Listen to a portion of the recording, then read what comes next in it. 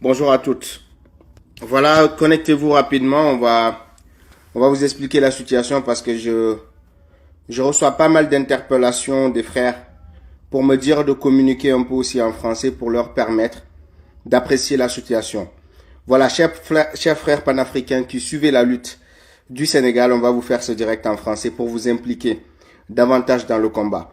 Donc la situation, elle est chaotique au Sénégal. Nous avons perdu pour la journée d'hier. Plus de 13 manifestants ont été tués hier. Plus de 13 manifestants ont été tués à balles réelles au Sénégal par Macky Sall, par Moussa Fall, par ces hommes armés qui sont dans les rues, par sa milice qui ouvre le feu sur les manifestants. Cette milice se promène en toute impunité dans la capitale de Dakar. Donc, au moment où je vous parle, les populations ont commencé à prendre leurs responsabilités. Certains ont commencé à s'armer de machettes parce que la milice de Macky Sall se promène en machette dans les rues, en compagnie de la police et en compagnie de la gendarmerie. Voici la situation qui prévaut actuellement au Sénégal. Et l'hypocrisie de certaines organisations que l'on voit désormais se prononcer sur la question du Sénégal. Où étaient toutes ces organisations depuis mars 2021 où Macky Sall avait tué plus de 14 manifestants? Macky Sall, après ces 14 manifestants, il a continué à tuer les Sénégalais qui exerçaient un droit qui est un droit constitutionnel, le droit à la manifestation.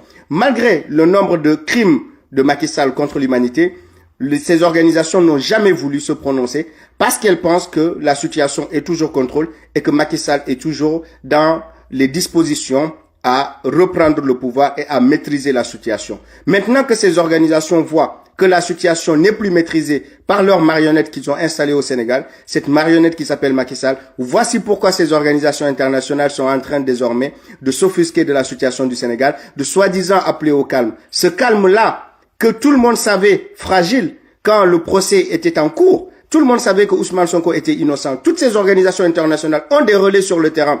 Toutes ces organisations internationales voient la réalité sur le terrain parce qu'elles sont installées dans notre putain de pays. Mais ces organisations internationales font la sourde oreille. Elles refusent parce que corrompues par Macky Sall de se prononcer, de faire des rapports sur le Sénégal et d'édifier le monde sur le chaos qui était prévisible, le chaos qui était installé, mais aussi les crimes de masse organisés par Macky Sall contre le peuple sénégalais. Dans quel pays au monde vous voyez le président de la République financer des mercenaires, financer des milices pour tuer le peuple souverain? Dans quel pays au monde pouvez-vous continuer à observer cette situation si ce n'est les pays africains? Parce que vous pensez que les vies humaines, la vie des Africains ne compte pas.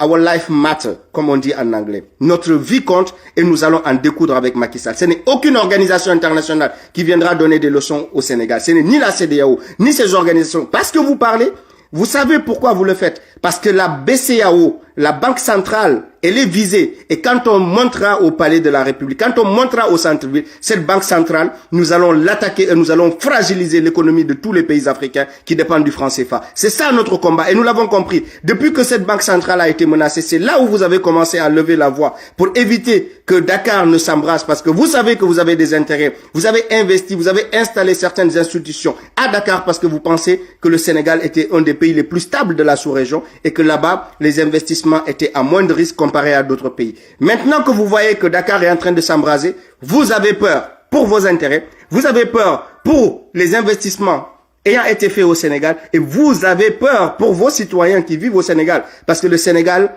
est un territoire prisé pour le tourisme et pour plusieurs nationalités qui pensent qu'on est un État stable. Nous ne sommes pas un État stable. Nous sommes en détresse depuis toujours. On n'a pas arrêté de tirer sur la sonnette d'alarme. Mais personne ne nous a jamais répondu. Hier, le drapeau français a été brûlé. Hier, des banques ont été brûlées. Voici pourquoi vous vous prononcez. Parce que vous voyez que les institutions bancaires sont de plus en plus visées. Vous voyez que des entreprises étrangères sont de plus en plus visées. Vous voyez que la jeunesse sénégalaise est en train d'opérer de façon très intelligente, de façon très méthodique, en s'attaquant simplement à des biens bien identifiés. Pas pour affaiblir nos propres concitoyens, mais pour affaiblir ceux-là qui sont en train de supporter Macky Sall. Ceux-là qui sont en train de lui donner l'impunité totale, de lui accorder l'impunité totale dans les crimes de masse organisés contre notre peuple. Vous êtes silencieux.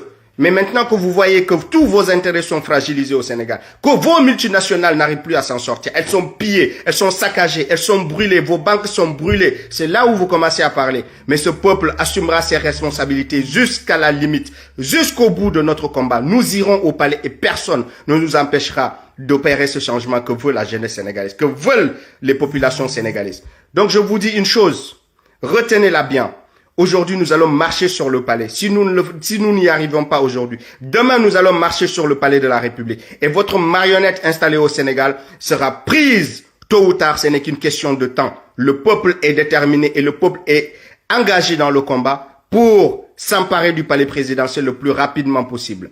Le Sénégal ne sera plus ce pays-là qui fera honte à tout le continent africain, ne sera plus ce pays éternellement colonisé où vous pouvez vous permettre de lancer des opérations pour attaquer les autres pays souverains comme le Mali, le Burkina, la République centrafricaine et tant d'autres pays que vous avez déstabilisés à partir du Sénégal. Cette jeunesse sénégalaise, elle est panafricaine.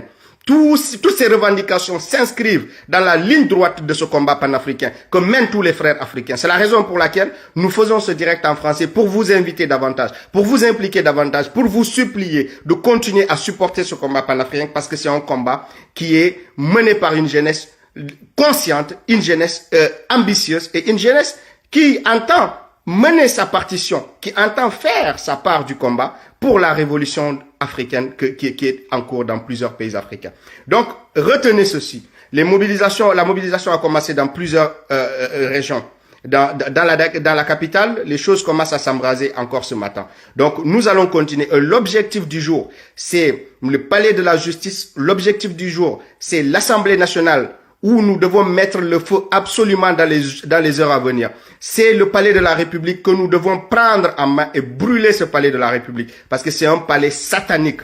C'est un palais où toutes les personnes qui étaient censées être au service du peuple, toutes ces personnes ont été détournées une fois qu'elles ont mis les pieds au palais de la République. Ce palais satanique sera complètement brûlé quand le peuple reprendra son pouvoir. Nous allons avancer, nous allons gagner, vous allez nous tuer, mais nous sommes 17 millions de personnes à tuer. Le défi est trop grand pour vous.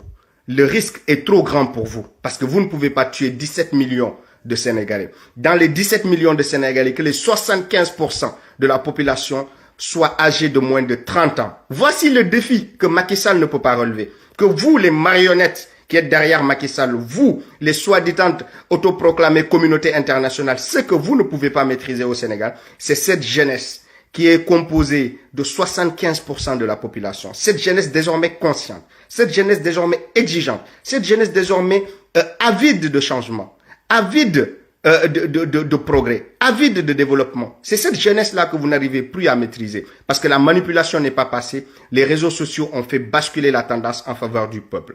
Donc nous le disons à tout le monde, nous le disons à nos frères africains. Si vous pouvez venir au Sénégal soutenir la révolution, le Sénégal a besoin de tous les fils de l'Afrique à ses côtés.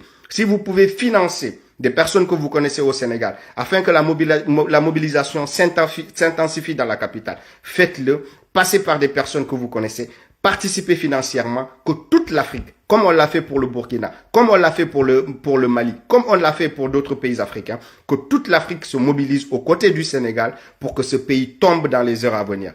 La révolution africaine est sur le point de s'emparer du Sénégal de façon historique pour la première fois de notre histoire. Voici une jeunesse qui s'est levée pour en découdre avec la dictature qui a longtemps été exercée contre le peuple sénégalais. Ce peuple longtemps résilient, ce peuple s'est enfin réveillé et il a décidé de prendre son destin en main, d'en découdre avec les traîtres qui nous sont installés au palais de la République pour profiter de ces ressources qui ont longtemps été bradées à l'Occident au mépris de l'aspiration de nos populations qui vivent toujours dans l'extrême pauvreté et dans la misère infinie. Donc nous disons à tous nos soutiens africains que nous sommes désolés de nous exprimer essentiellement en Wolof pour la plupart du temps, mais nous avons besoin que le message passe parce que au Sénégal, nous avons cette fierté de parler notre langue, une langue qui soit comprise par tout le monde, une langue qui nous permette d'échanger avec les nôtres de façon encore plus fluide pour que le message soit encore plus compréhensible au niveau de tout un chacun. C'est la raison pour laquelle nous avons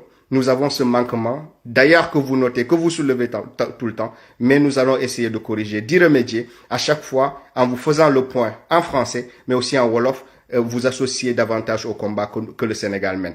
Donc Macky Sall est sur le point de tomber. Hier, nous sommes au courant que plusieurs réunions ont été organisées, que plusieurs coups de fil ont été passés. Macky Sall refuse toujours de démissionner au moment où je vous parle. Il n'a plus rien. Il n'a plus rien à main. Il n'a plus aucun contrôle de la situation. Tous ces hommes sont partis se cacher au moment où je vous parle. Certains sont partis jusqu'à Touba, dans des foyers religieux, pour s'y cacher et y terrer leur famille afin d'échapper à la colère populaire. Certains ont fui le pays et d'autres sont aujourd'hui installés en Gambie pour échapper à la sentence que le peuple leur réserve. Donc actuellement, c'est la rue qui contrôle la situation, c'est la rue qui dicte sa loi, c'est la rue qui décide du sort de notre pays. Et ce sort-là, il dépend du bien-être de Ousmane Sonko, il dépend de ce président que le peuple a choisi, que la jeunesse sénégalaise a choisi, et c'est ce Ousmane Sonko qui est ce noyau, ce point central qui fera partir la révolution jusqu'à sa réussite. Aujourd'hui, il est séquestré, mais nous ne nous occupons pas de ça pour l'instant parce que dans quelques